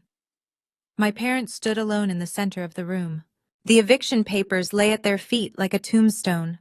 My father looked old, defeated, his arrogance stripped away to reveal a frightened, foolish man. My mother was weeping silently, not for the loss of her relationship with me, but for the loss of the house, the status, and the lie she had lived for so long. But the most satisfying collapse was Brad. He stood by the fireplace, isolated. The phone that had delivered his termination was still lying on the floor where he had dropped it. He looked at the empty room. He looked at Jasmine, who was staring at him with a mixture of hatred and horror, realizing her ticket to the high life had just been canceled. He had no job. He had no allies. He had no future. He looked at Dante, the man he had bullied, the man he had forced to clean up after him, the man who now held the keys to his entire existence. Brad took a shaking step forward, then another. His legs seemed to lose their structural integrity. He didn't walk, he crumbled. He sank to his knees on the expensive Persian rug he had once bragged about. He crawled the last few feet until he was right in front of Dante's polished tuxedo shoes. Tears streamed down his face, ruining his spray tan, making him look like a melting wax figure. "Dante, please," Brad choked out, reaching for the hem of Dante's trousers with trembling hands. "I am sorry. I didn't know. You have to help me. I have nothing. Please. We are brothers." As Brad wept on the floor, clinging to the hem of Dante's trousers like a drowning man, the silence in the room was shattered by a sound that used to make me flinch. It was my sister, Jasmine. But this time her voice did not hold the sharp, condescending tone I had known my entire life. It was a high, thin wail of pure desperation. She realized that her husband was a fraud, her parents were homeless, and her entire future had just dissolved into smoke. In that moment of absolute panic, she did what she had always done. She looked for me to fix it. Jasmine rushed across the room, pushing past our stunned parents. She threw herself at me, grabbing my hands with a grip that was painfully tight. Her face was a mess of smeared mascara and tears, her perfect composure shattered. "Maya, please," she sobbed, her nails digging into my skin. "You have to tell him to stop. You cannot let him kick Mom and Dad out. You cannot let him ruin Brad. We are family, Maya. We are sisters. We shared a room. We have the same blood. You cannot destroy us just because you are angry. Talk to your husband. Please, tell him to show some mercy." I looked down at her. For years this display of emotion would have worked. I would have felt guilty. I would have crumbled and given her whatever she wanted just to keep the peace. But tonight, looking at her frantic, terrified eyes, I felt nothing. The part of me that craved her approval had died the night she lied about being in a car accident to steal my money. I gently but firmly pulled my hands away from hers. Jasmine stumbled back slightly, looking at me with shock. I reached into my small clutch purse and pulled out my phone. Family. I repeated the word, tasting strange on my tongue. "You want to talk about family? That is interesting, Jasmine. Because just last week when you thought I was not listening, you had a very different definition of what our sisterhood meant." I tapped the screen and opened a saved audio file. It was a voicemail she had accidentally left me a week ago. She had pocket-dialed me while complaining to her friends at brunch, unaware that her cruel words were being recorded for posterity. I held the phone up to the silent room and pressed play. Jasmine's voice, clear and dripping with arrogance, filled the air. "God, Maya is so pathetic," the recording sneered. "I almost feel bad taking the inheritance money, but honestly, she does not need it. She is just a background character in my life. She was born to be the ugly duckling so I could look even better. Let her pay for my lifestyle. That is what she is there for, to be the help." The recording ended with the sound of her friends laughing. I lowered the phone. Jasmine's face had gone paper white. She opened her mouth to speak, to deny it, but no sound came out. My parents looked away, unable to meet my gaze. "You were right, Jasmine," I said softly. "I was born to be the background. I spent my whole life making myself small so you could shine. I absorbed the insults, the neglect, and the cruelty, just so you could feel special. But you forgot one thing about background characters. We see everything." I took a step closer to her. "And tonight, I am done being your backdrop. I am going to be the main event. You said I was born to be the background for your life. Well, consider this my final performance. I am going to be the background for your total failure." Jasmine let out a sob, covering her face with her hands. But I was not finished. I turned my attention back to Brad, who was still kneeling on the floor, looking up at us with watery, fearful eyes. He looked pitiful. He looked like a victim. But I knew better. And speaking of failure, I said, turning to face the room, "There is one more thing you should know about your perfect husband, Jasmine. You are crying because you think you just lost your money. But you actually lost your marriage a long time ago."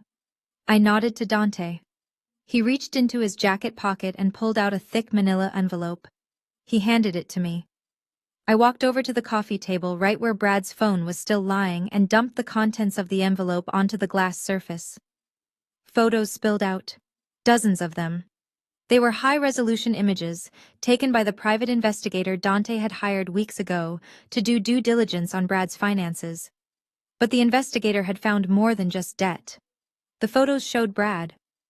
But he was not at work. He was not at client meetings. He was at hotels. He was at intimate dinners. And in every single photo, he was with a different woman. A blonde in a red dress. A brunette at a casino. A redhead on a boat. The room gasped collectively. My mother let out a sharp cry. Jasmine froze. She looked down at the photos scattered on the table, her eyes widening in horror as she recognized the locations, the dates, the lies he had told her about working late. Brad scrambled to cover the photos with his hands, shouting incoherently, "No, no, put those away. That is not what it looks like. Jasmine, baby, listen to me." But it was too late.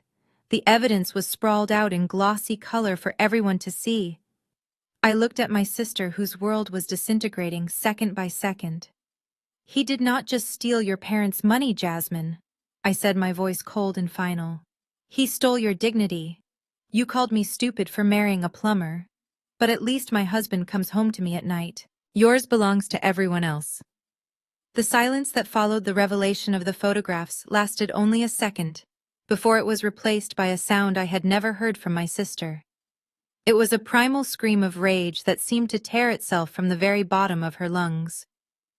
Jasmine did not cry anymore. She lunged.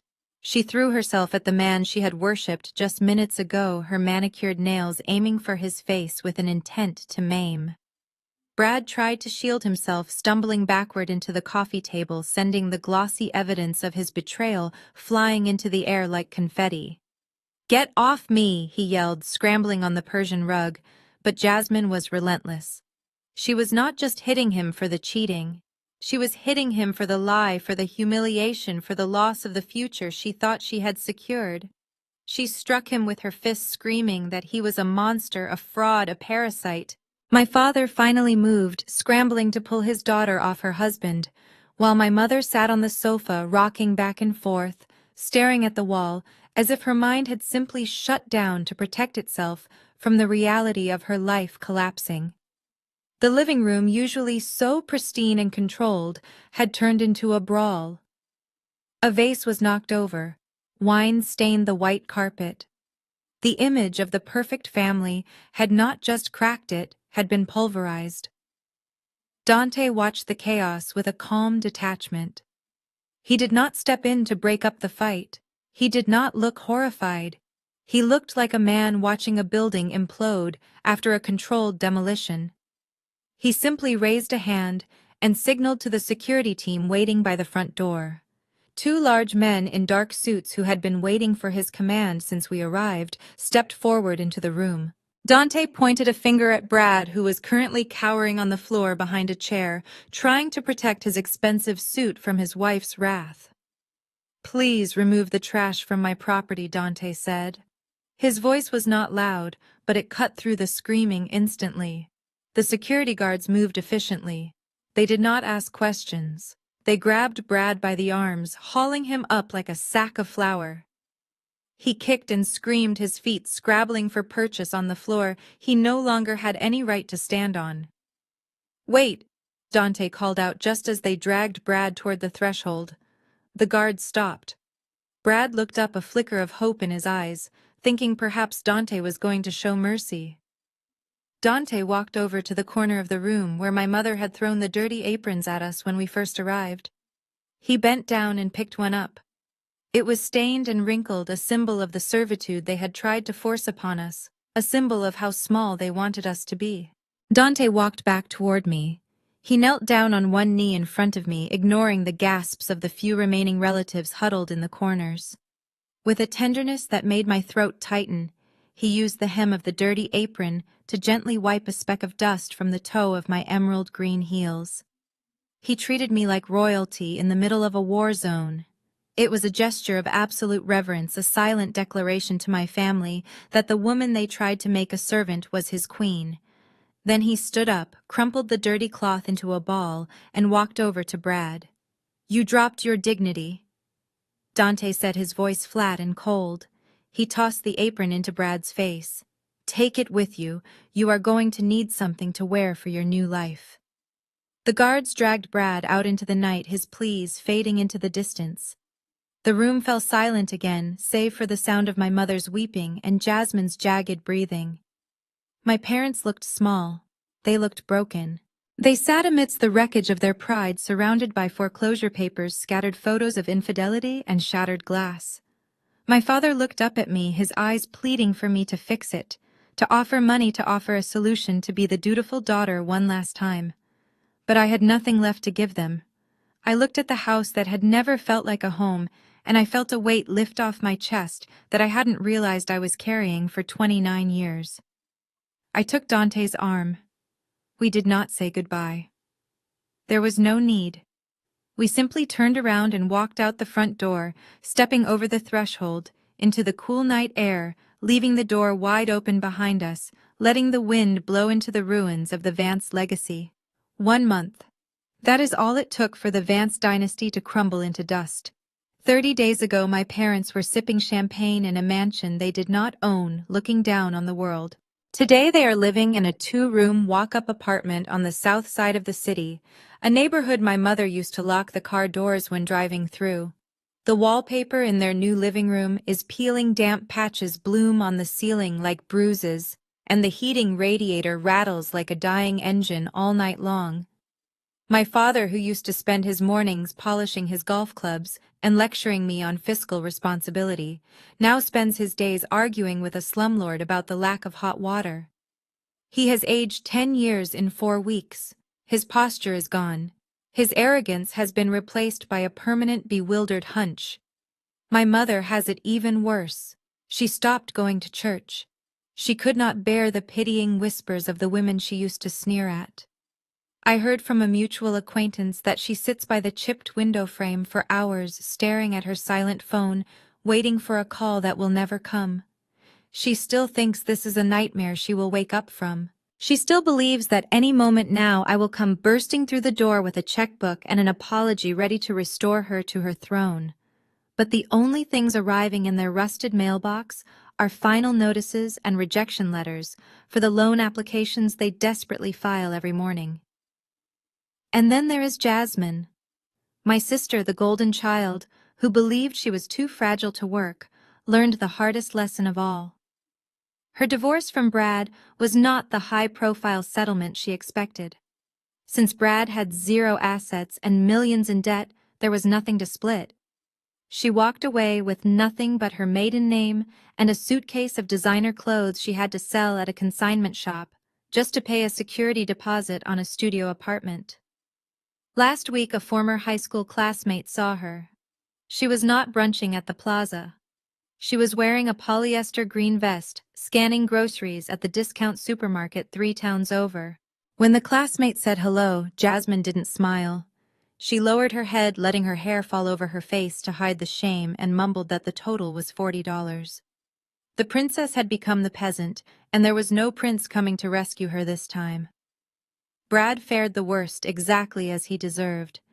The investigation into his trading activities was swift and brutal. It turns out that lying to your bosses about a billion-dollar merger is not just a fireable offense, it is securities fraud.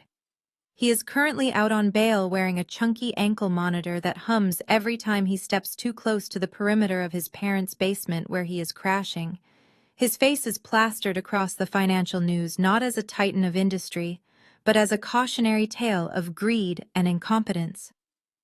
The man who mocked Dante for getting his hands dirty now faces 10 years in a federal prison, where the only thing he will be trading is cigarettes. They tried to reach me, of course.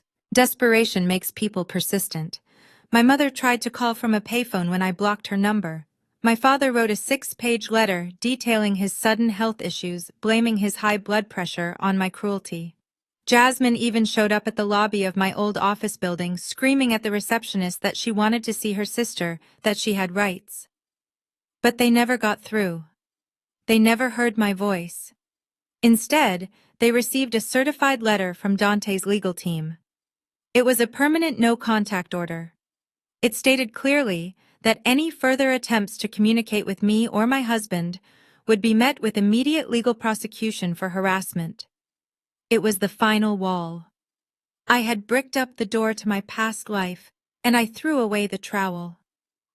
While they were drowning in the consequences of their own choices, I was stepping onto a stage that I had dreamed of since I was a little girl. The grand ballroom of the City Arts Center was filled with the most brilliant minds in architecture and design.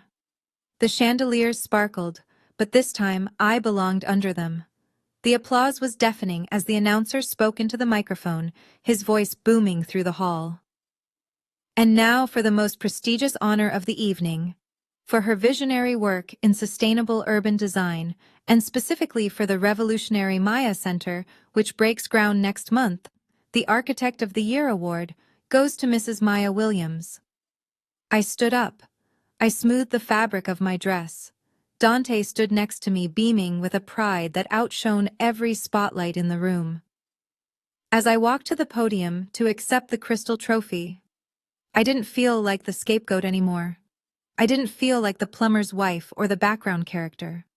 I looked out at the sea of faces, and I felt something I had never felt in my parents' house. I felt seen. I felt powerful. And as I gripped the podium ready to give my speech, I realized that the best revenge wasn't seeing them fall. It was rising so high that I couldn't even see them anymore. From the terrace of our penthouse, the city stretched out below us like a galaxy of electric stars. The wind up here was different. It did not carry the scent of exhaust or the noise of traffic. It was clean, crisp, and silent. For the first time in my life, I understood why people wanted to live in the clouds. It was not about looking down on the world. It was about finding a place where the chaos could not touch you. Inside the apartment was warm and filled with the soft glow of recessed lighting. It was not cluttered with gaudy statues or velvet furniture like my parents' house had been. It was open-airy and filled with art that Dante and I had chosen together. But the most important thing in the room was not the furniture or the view. It was the stack of folders sitting on the mahogany desk in the corner. We had spent the last 3 hours reading through them. They were not business contracts. They were not blueprints for new skyscrapers. They were applications. After the collapse of the Vance family, Dante and I had made a decision. We were not going to hoard our wealth. We were not going to become the kind of people who measured their worth by the size of their yacht. We established the Vance Williams Foundation, a scholarship fund specifically designed for high-achieving students who had been estranged from their families or kicked out of their homes. We were looking for the scapegoats. We were looking for the black sheep. We were looking for the kids who had been told they were worthless because they didn't fit their parents' narrow definition of success. I picked up one of the files. It was from a 17-year-old girl in Chicago who wanted to study engineering, but her parents refused to pay for college because she wouldn't marry the man they chose. Reading her essay felt like looking in a mirror. I saw my own pain reflected in her handwriting. I saw the fear of being cut off, the desperate need for validation, and the crushing realization that love was conditional. But unlike me, this girl would not have to wait until she was 29 to find her freedom. I picked up a pen and signed the approval form. Full tuition, housing, a monthly stipend. She would never have to beg anyone for anything, ever again. Dante walked out onto the terrace holding 2 mugs of tea. He placed one in my hand and wrapped his arm around my waist, pulling me back against his chest. We stood there for a long time, just breathing, watching the lights of the city blink on and off. The silence between us was comfortable. It was the silence of 2 people who no longer had to fight to be understood. "You are quiet tonight," Dante said softly, his chin resting on the top of my head. "Are you thinking about them?" I didn't have to ask who he meant. Even here in this fortress of peace, the ghosts of my family sometimes tried to drift through the walls. I took a sip of tea, letting the warmth spread through my chest. A little, I admitted. I was thinking about how much time I wasted. I spent years trying to twist myself into a shape that would fit into their lives. I let them make me feel small. I let them steal my confidence. And for what? For a love that wasn't even real. Dante turned me around so he could look into my eyes. His face was shadowed, but his expression was fierce and tender. "Do you miss them, Maya? Do you wish things had ended differently?" I looked past him toward the horizon, where the dark outline of the new Maya Center was rising against the sky. I thought about my mother's voice, always critical. I thought about my father's indifference. I thought about Jasmine's betrayal. I searched my heart for a pang of longing for that old ache that used to cripple me. But I found nothing. The space where my family used to be was not empty, it was healed. No, I said, and the truth of the words surprised even me. I don't miss them. I don't miss the anxiety. I don't miss the judgment. I don't miss feeling like an imposter in my own home. I looked up at Dante. The only thing I feel is regret that I didn't leave sooner. I mourn the years I gave them. I mourn the girl who thought she had to earn the right to exist, but I am not sad that they are gone. I am relieved. Dante kissed my forehead. You are free, Maya, and you are going to use that freedom to make sure other kids get out sooner than you did. We went back inside. On the entryway table, sitting alone on a silver tray, was a single envelope. It had arrived earlier that afternoon. The doorman had brought it up with a look of apology, saying the sender had insisted it was urgent. It did not have a return address, but I recognized the handwriting immediately. It was my mother's. The script was shaky, less precise than it used to be, but the loops of the letters were unmistakable. I walked over to the table and picked it up. It felt light, flimsy. I could imagine what was inside. A plea for money. A guilt trip about their living conditions. A half-hearted apology laced with accusations that I was cruel for letting them suffer. Perhaps she would mention that winter was coming and their apartment was cold. Perhaps she would say that family should forgive everything, even the unforgivable. Dante watched me, his body tense, ready to take it from me if I asked him to. "Do you want to read it?" he asked. I held the envelope up to the light. I thought about the 17-year-old girl in Chicago whose application I had just signed. I thought about the life I was building. I thought about the peace I had finally found. Opening this letter would be like opening a door to a room filled with toxic gas. It would let their voices back into my head. It would give them a foothold in my new world. I walked over to the fireplace. A small gas fire was dancing behind the glass screen. I opened the latch and felt the heat rush out to meet me. "No," I said. "I know what it says. It says they are sorry they got caught. It says they miss my money. It says nothing about missing me." I tossed the unopened envelope onto the flames. It did not explode. It did not make a sound. It simply curled in on itself, the paper turning black, the familiar handwriting distorting and vanishing into ash. I watched it burn until there was nothing left but a gray flake that floated up the chimney and disappeared into the night. I closed the glass screen and dusted off my hands. "What letter?" I asked, turning back to Dante with a smile. He smiled back, a genuine, dazzling smile that reached his eyes. "Exactly," he said.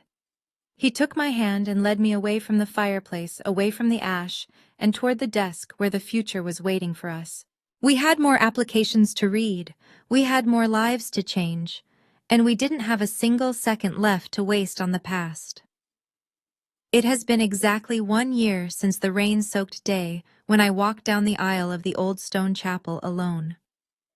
I remember the sound of my heels clicking on the cold stone floor, echoing in the silence, and the empty pews stretching out on my left side like a gaping wound. I remember the stinging notification on my phone from my mother, telling me I was a disgrace, and the way the air tasted like rejection. But today, as we stand in the exact same spot, the air tastes like jasmine and vanilla, and the sun is streaming through the stained glass windows, casting pools of red and blue light onto the floor where I once cried. This time, the pews are not empty, they are overflowing. But there are no investment bankers checking their watches, and there are no social climbers looking to see who is wearing the most expensive designer label. The chapel is filled with the people who actually matter. There is the foreman from the construction site who taught Dante how to pour concrete when he was 18. There is the scholarship student from Chicago who just finished her first semester of engineering school with a perfect grade point average thanks to the foundation we started. There is the waiter from Le Jardin who refused to humiliate us that night. These are the people who saw us when we were invisible. I look at Dante standing at the altar waiting for me. He is wearing a tuxedo today, but he looks just as comfortable as he does in his work boots. He is holding my hands, the same rough, calloused hands that fixed my sink 5 years ago. My parents looked at those hands and saw failure. They saw dirt. They saw a lack of ambition. They were so blinded by the glitter of fool's gold like Brad that they missed the diamond standing right in front of them. They thought dignity was something you bought at a luxury car dealership. They did not understand that dignity is what you have when you can look at yourself in the mirror and know you have never compromised your soul for $1. Dante squeezes my hands and smiles, and it is the smile of a man who has kept every promise he ever made. He promised to build me a kingdom, and he did. Not the kingdom of glass and steel that rises above the city skyline, though that is beautiful too. He built me a kingdom of safety. He built a world where I'm allowed to be myself without apology. He built a fortress of love that no amount of debt or family drama can ever breach. As we say our vows again, I realize that the anger I held onto for so long has finally evaporated. I used to want them to see this. I used to fantasize about my mother sitting in the front row weeping with regret. I used to want my father to see the respect Dante commands in this room. But standing here today, I realize that their presence would only diminish the moment. They do not belong here, belong. This kind of joy is a frequency they cannot tune into. They are still tuned to the static of status and appearance. I turn to look at the guests, and I see smiles that reach the eyes. I hear laughter that isn't polite or forced. And I understand the most important lesson of this entire journey. We spend so much of our lives trying to please the people we share DNA with. We think that because we share a bloodline, we owe them our happiness. We think that family is a fixed point in the universe that we must orbit around no matter how much it burns us. But that is a lie. Family is not biology. Family is not a last name. Family is not obligation. Family is the people who stand by you when you have nothing in your pockets but a dream. Family is the people who defend your name when you are not in the room. Family is the people who celebrate your victories without jealousy and mourn your losses without judgment. My parents and my sister made their choice. They chose the facade. They chose the image. And in doing so, they lost the reality. They called my husband a disgrace. They mocked his profession. They ridiculed his clothes. They tried to erase him from the family picture because he didn't fit their aesthetic. But they were wrong. He is not a disgrace. He is the most honorable man I have ever known. He is a builder in a world of destroyers. He is a giver in a world of takers. They called him a stain on the Vance legacy, but they did not know that he was the only thing holding it up. They called him a peasant, but standing here today, looking at the love in his eyes, I know the truth. He is my crown. He is the king of a quiet empire built on hard work and truth, and I am honored to be his queen. We walk out of the chapel, and this time we are not walking into a void. We are walking into a shower of white rose petals, thrown by people who love us. We get into the old Ford truck, not the Rolls-Royce, because today we want to remember where we came from. As Dante starts the engine, that familiar rumble vibrates through the seat, and I laugh. It is the sound of freedom. We drive away from the chapel, and the city skyline opens up before us. I think about the penthouse and the foundation, but mostly I think about the simple dinners we share. I think about the nights we spent dreaming when we had nothing. My family thought poverty was a sin. They thought struggling was shameful. But those struggles were the bricks that built our character. You cannot buy resilience. You cannot inherit grit. You have to earn those things in the trenches. My sister Jasmine never learned that. She was given everything and she valued nothing. She thought the world owed her a living. Now she is learning the hard way that the world owes you nothing but an opportunity to work. I hope one day she understands. I hope one day she finds her own way. But I cannot carry her anymore. I cannot set myself on fire just to keep her warm. To everyone watching this story, I want you to know something. If you are the black sheep of your family, I see you. If you are the one who is always criticized, the one who is never good enough, the one who is made to feel small, I need you to listen to me. Your worth is not determined by how well you fit into a toxic box. Your value is not a stock price that fluctuates based on your parents' approval. You are worthy simply because you exist. You are worthy because you are trying. Do not let them break you. Do not let them convince you that their rejection is a reflection of your character. It is a reflection of their limitations. They cannot love you because they do not know how to love themselves. They only know how to perform. But you are real. And being real is a superpower that will eventually attract the people who deserve you. It might be lonely for a while. You might have to walk down an aisle alone. You might have to spend holidays by yourself. You might have to rebuild your life from scratch. But I promise you the family you create will be infinitely better than the one you inherited. You will find your Dante. You will find your tribe. And one day you will look back at the people who underestimated you, and you won't feel anger. You will just feel a distant pity, because they missed out on knowing the incredible person you became. So please, if you are holding on to a relationship that hurts you because you think you have to let go, it is okay to choose yourself. It is okay to be the villain in their story if it means being the hero in yours. You are not alone. There are thousands of us walking this same path. We are the cycle breakers. We are the ones who say this stops with me. We are the ones who turn pain into power. Thank you for listening to my story. It was not an easy one to tell, but it was necessary. If you have ever had to cut ties with toxic family members to save your own soul, please let me know in the comments below. Share your story.